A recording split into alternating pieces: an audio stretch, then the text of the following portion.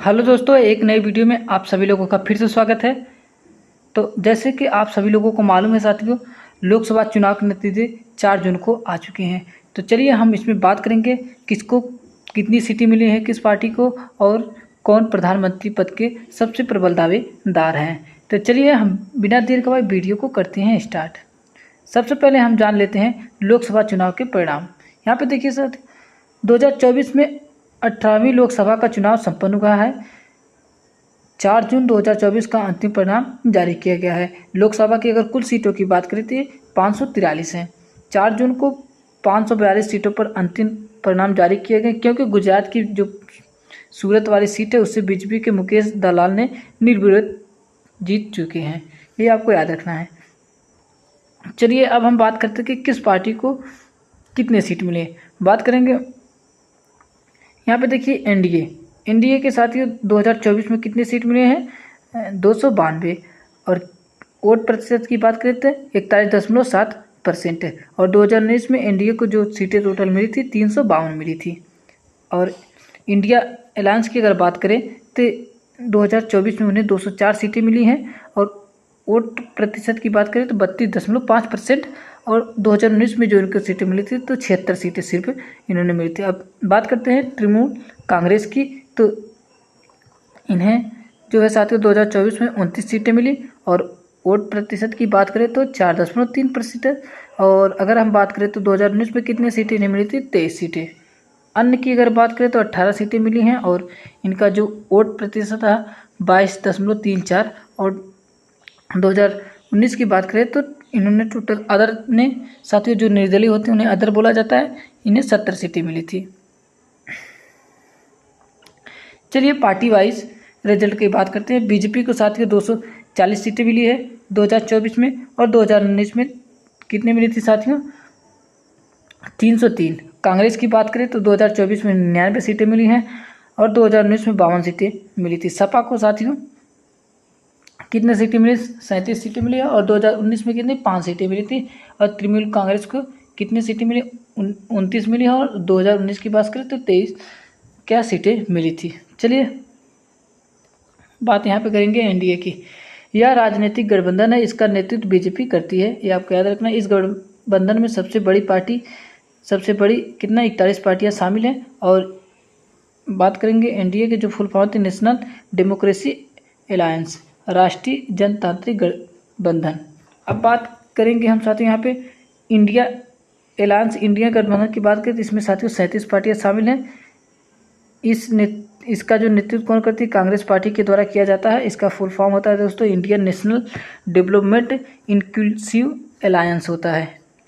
अब चलिए अगले पॉइंट की बात करते हैं। 543 लोकसभा सीटों में किसी भी पार्टी को बहुमत हासिल नहीं है दोस्तों 2024 लोकसभा चुनाव में। और अगर किसी को बहुमत चाहिए तो उससे कम से कम कितनी, 272 सीटें होनी चाहिए। 2024 में एनडीए को सबसे ज़्यादा कितनी, 292 सीटें मिली हैं। तो एनडीए गठबंधन को मिली साथियों। और अगर बीजेपी की बात करें तो बीजेपी के साथियों कितनी सीटें मिली हैं, 240 मिली हैं। चलिए 2024 में लोकसभा चुनाव में किसी भी सिंगल पार्टी को बहुमत प्राप्त नहीं हुआ है। बीजेपी जो कुल सीटें कितनी मिली, 240 मिली है, जीतकर देश की सबसे क्या बड़ी पार्टी बनी, जो बहुमत से सिर्फ कितनी 32 सीटें कम है। चलिए अगले पॉइंट की बात करते हैं। लोकसभा चुनाव 2024 में सीटों के लिहाज से भारत की सबसे बड़ी party Bharatiya Janata party BJP 240 सीटों के साथ, एवं दूसरी सबसे बड़ी पार्टी कांग्रेस 99 सीटों के साथ बनी हुई है। अब बात करते हैं लोकसभा चुनाव 2024 में सीटों के लिहाज से उत्तर प्रदेश की सबसे बड़ी एवं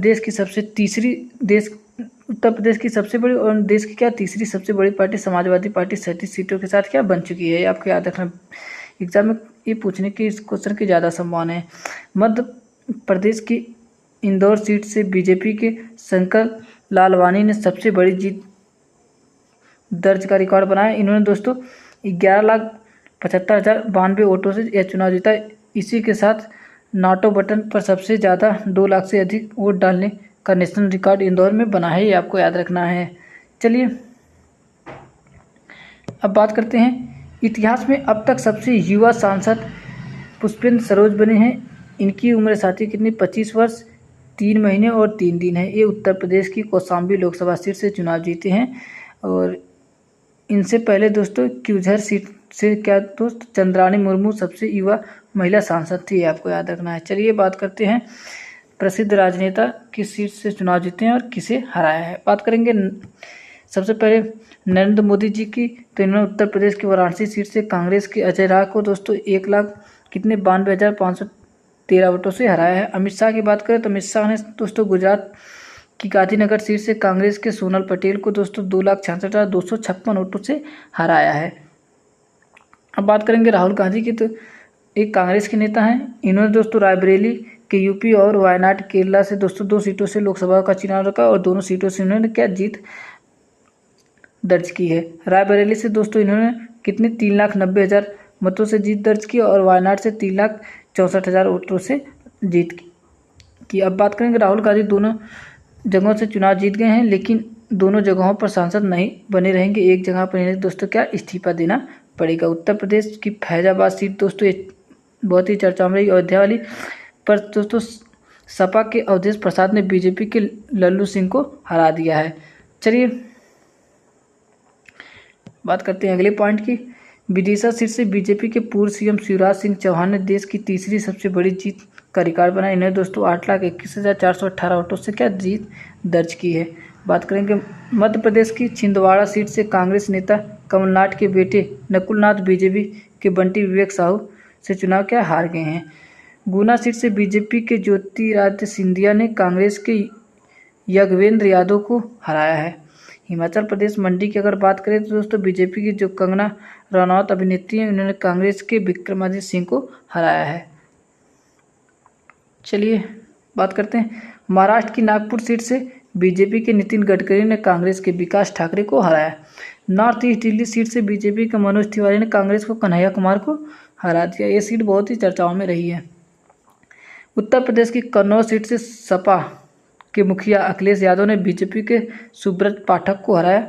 बात करेंगे उत्तर प्रदेश की मैनपुरी सीट से दोस्तों यही चर्चाओं में रही, डिम्पल यादव ने बीजेपी के किसे जयवीर ठाकुर को हराया। चलिए अगले पॉइंट की बात करते हैं। लोकसभा में सीटों के लिहाज से उत्तर प्रदेश की सबसे बड़ी पार्टी कौन बनी है? समाजवादी पार्टी बन गई है। उत्तर प्रदेश में लोकसभा की कुल कितने 80 सीटें हैं, जिसमें से साथियों 37 सीटें सपा ने, 6 सीटें कांग्रेस ने और 36 सीटें एनडीए ने और 1 अन्य ने जीती है। लोकसभा चुनाव 2024 में सीट के लिहाज से पश्चिम बंगाल में सबसे बड़ी क्या दोस्तों पार्टी कौन बनी है? तृणमूल कांग्रेस बनी है। पश्चिम बंगाल में लोकसभा की कुल 42 सीटों में से सातों, जिसमें से तृणमूल कांग्रेस ने 29 सीटें जीती हैं और बीजेपी ने 12 एवं कांग्रेस ने 1 सीट पर जीत हासिल दर्ज की है। अब बात करेंगे लोकसभा चुनाव 2024 में सीटों के लिहाज से बिहार की सबसे बड़ी पार्टी जैसे कौन बनी? जेडीयू बन गई है और बिहार की 40 सीटों में से जेडीयू ने 12 सीटें जीती हैं। बिहार में एनडीए ने 30 सीटों पर, इंडियन अलायंस ने साथियों 9 सीटों एवं अन्य ने साथियों 1 सीटों पर क्या दोस्तों जीत दर्ज की है। ये आपको याद रखना है। चलिए अब बात कर लेते हैं एमसीक्यू क्वेश्चनों के बारे में। पहला क्वेश्चन, भारत की 543 लोकसभा सीटों वाले आम चुनाव 2024 में कांग्रेस ने कुल कितनी सीटें जीती हैं? तो ये साथियों कितनी सीटें जीती? 99 सीटें जीती है। ऑप्शन नंबर डी बिल्कुल राइट हो जाएगा। आम चुनाव 2024 में बीजेपी ने कुल कितने सीटें जीती है? तो बीजेपी की बात हो रही है दोस्तों, कितनी जीती है? 240। अगर एनडीए गठबंधन की बात करेंगे तो दोस्तों कितनी जीती हैं? 292 सीटें। ये आपको याद रखना है। चलिए नेक्स्ट क्वेश्चन की बात करते हैं।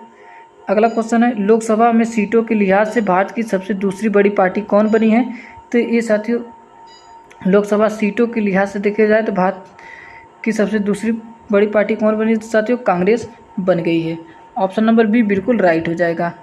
कांग्रेस नेता राहुल गांधी ने किस लोकसभा निर्वाचन क्षेत्र से चुनाव जीता है? तो दोस्तों उन्होंने वायनाड और रायबरेली से दोनों जीता है। ऑप्शन नंबर डी बिल्कुल राइट हो जाएगा।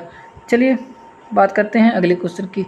बीजेपी नेता नरेंद्र मोदी ने किस लोकसभा निर्वाचन क्षेत्र से चुनाव जीता है? तो ये दोस्तों वाराणसी क्षेत्र से जीता है। ऑप्शन नंबर बी बिल्कुल राइट हो जाएगा। बात करते हैं अगले क्वेश्चन की। उत्तर प्रदेश की अमेठी सीट सुर्खियों में रही है। इस सीट से किसने चुनाव जीता है? तो इस सीट से साथियों किशोरी लाल ने जीता। ऑप्शन नंबर डी बिल्कुल राइट हो जाएगा इस क्वेश्चन का। लोकसभा में सीटों के लिहाज से उत्तर प्रदेश की सबसे बड़ी पार्टी कौन बनी है? तो ये साथियों बन चुकी है Samajwadi party. Option number C बिल्कुल राइट हो जाएगा इस क्वेश्चन का।